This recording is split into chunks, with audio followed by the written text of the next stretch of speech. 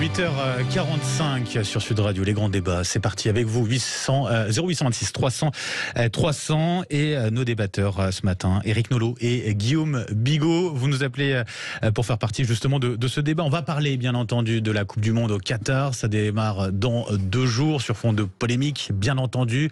On va continuer d'en parler ce matin. Guillaume Bigot, vous avez entendu tout à l'heure l'édito d'Éric Nolot qui parlait à propos de l'organisation de cette Coupe du Monde au Qatar. Il disait c'est à la fois étrange et scandaleux. Vous partagez finalement cet avis et notamment le fait de le résumer à travers ces 2 mots. Bah oui, c'est vraiment le dernier endroit au monde où on aurait pu imaginer une Coupe du Monde.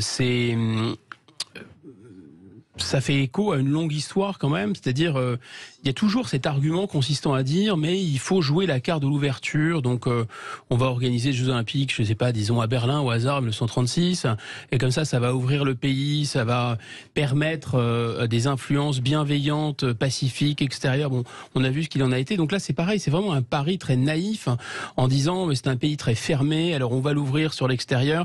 On voit tout à fait en revanche que le Qatar peut tirer comme avantage. Lui, il a besoin de se normaliser, il a besoin effectivement de se faire... alors il y a déjà suffisamment de soleil là-bas, mais moralement en tout cas et politiquement une place au soleil dans les relations internationales.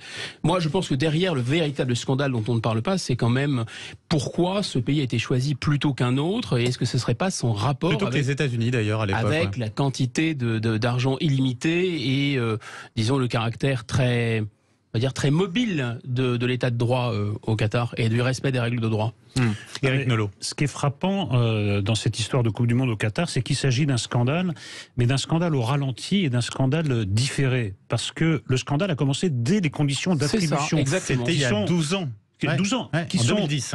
Pour le moins opaque et douteuse, et il y a eu des enquêtes, c'est un scandale un peu perlé également, il y a eu des enquêtes, mais ça n'a pas pris. Là, ça prend... Il y a eu des témoignages à l'époque, notamment d'argent échangé, alors notamment avec des présidents de fédérations en Afrique à l'époque. On a du mal à y croire. Alors, alors pour le coup, alors, la corruption dans le football, ce serait quand même un énorme... Corruption dans le football, avec des pétromonarchies. Pour le coup, c'est intéressant, je vous conseille d'ailleurs, il y a un très bon documentaire sur Netflix. Oui, absolument. Voilà, vous l'avez regardé à ce propos-là, où justement, il y a une femme qui était chargée de la communication en fait pour le Qatar, pour justement le dossier du Qatar sur cette Coupe du Monde, qui a décidé à un moment finalement de témoigner et de dire ce qu'elle voyait, et justement ces échanges d'argent pour acheter certains patrons de fédération. Je pense que la cause est entendue, mais quelle conclusion peut-on en tirer? La conclusion qu'on peut en tirer, c'est qu'il y a quelque chose qui s'impose aux autres grandes questions du moment, qui seraient l'écologie, les droits de l'homme, l'humanitaire en général.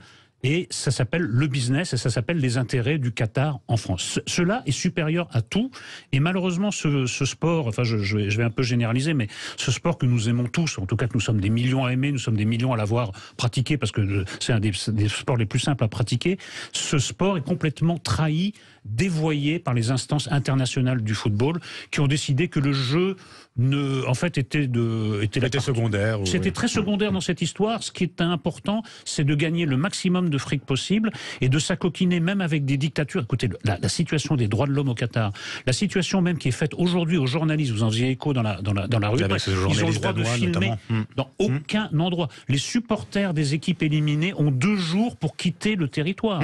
Vous êtes priés de ne pas vous tenir par la main, alors surtout pas entre 2 hommes ou entre 2 femmes, mais même entre un homme et une femme. Enfin, écoutez, tout ça est absolument inadmissible. Jamais ce pays n'aurait dû obtenir la Coupe du Monde.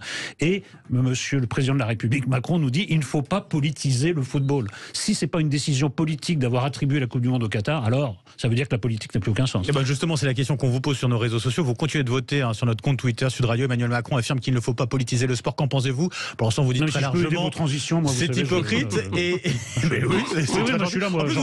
J'adore rendre service. Il rentre très gentiment. Et vous le faites en plus pour un auditeur, Simon, qui nous appelle au 0826 300 300. Bonjour Simon. Oui, bonjour. Et bienvenue sur Sud Radio. Oui. Merci beaucoup de me recevoir. Premièrement, avant toute chose, avant d'évoquer le sujet, je voulais féliciter vos 2 chroniqueurs, Guillaume Bigot et Éric Nolot, pour leur côté non dogmatique, que j'apprécie énormément, ce qui n'est pas le cas de d'autres chroniqueurs. Je ne citerai pas d'exemple, mais un seul peut-être, Françoise Degois. Voilà. En tout cas, le message est passé. Merci beaucoup. Voilà. Allez-y pour votre réflexion, justement. quand on entend le président de la République, une fois de plus, je trouve qu'il est toujours dans un comportement équivalent, le donneur de leçons. Hein. Faites ce que je dis, ne faites pas ce que je fais.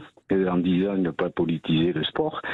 C'est le premier qui prendra les bénéfices d'une éventuelle victoire de la France à la Coupe du Monde ou à une performance importante pour essayer d'en bénéficier au niveau politique. Et j'en passe et bien d'autres. Et je citerai pour exemple en parallèle le fait de l'affaire Lola. Ça a été les premiers à interdire aux autres d'en parler de telle manière à ce qu'eux ne soient pas de toute façon mis à mal sur leur gestion évidemment de l'immigration. Non, donc voilà. On a eu l'occasion en tout cas d'en parler effectivement sur Sud Radio. Oui, mais ça va même plus loin parce que je pense qu'il a manipulé la famille en les recevant, en leur promettant sûrement quelque chose, une condamnation certaine ou des choses comme ça. Ce qui est sûr, c'est qu'il n'y a pas qu'Emmanuel Macron, on l'a vu sur les précédents quinquennats, qui tente de profiter entre guillemets et malheureusement de faits divers. Voilà. Non, alors ce qui est malheureux, c'est ça donne encore une mauvaise image de la France en disant moi je suis le plus fort, le meilleur et c'est moi qui vous dicte votre attitude. Je pense qu'on est arrivé à la police de la pensée.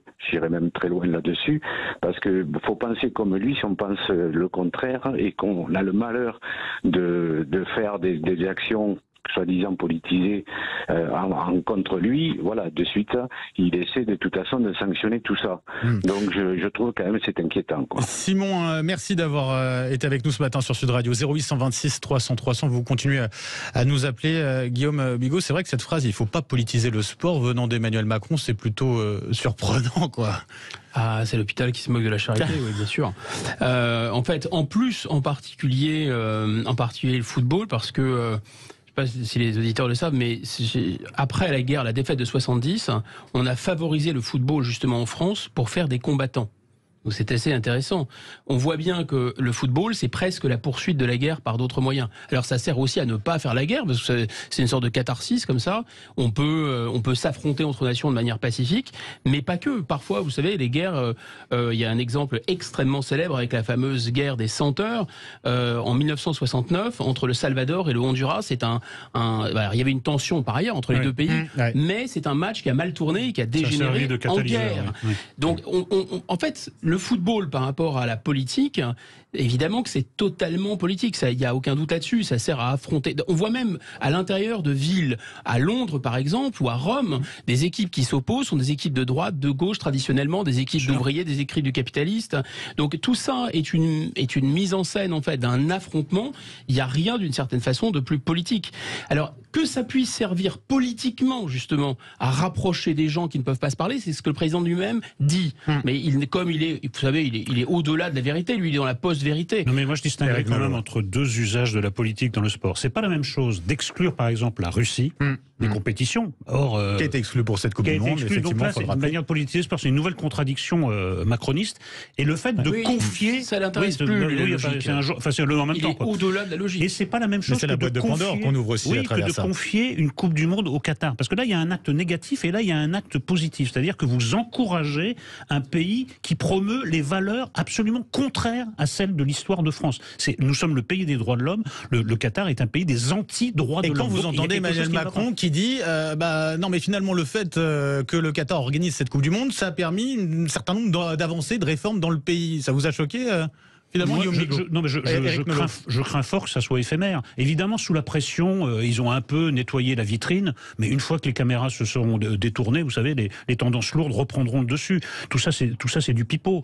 Est-ce que vraiment le fait que nous ayons développé beaucoup de relations économiques avec le Qatar a beaucoup fait changer ce pays? Non, juste l'approche de la Coupe du Monde fait que maintenant, ils traitent un petit peu moins inhumainement leurs travailleurs immigrés. Notamment sur le salaire minimum qu'ils ont mis en place, c'est quand même une vaste blague, parce que c'est en fonction des salaires, des standards de vie en Inde. Donc sincèrement, ça a pu améliorer les choses d'un certain point de vue, c'est indéniable, mais c'est un pas en avant pour 10 pas en arrière. Par ailleurs, ce qui pose problème aussi, et surtout avec le Qatar, c'est l'influence du Qatar à l'extérieur des frontières du Qatar. Après tout, à Rome, comme chez les Romains, les Qataris, ils font ce qu'ils veulent chez eux, ça ne nous regarde pas. Le problème, c'est qu'ils ne font pas que ce qu'ils veulent chez eux, ils exportent, ils financent et ils poussent des idées qui font du mal chez nous. C'est tout le problème est là. Après, il faut on est d'accord, on pourrait avoir eu un entre-deux. C'est pas mal dans la période historique qu'on vit d'installer un événement comme la Coupe du Monde dans un pays arabo-musulman. Ça me paraissait pas choquant. Oui, mais on aurait pu le faire en Jordanie, on aurait pu le faire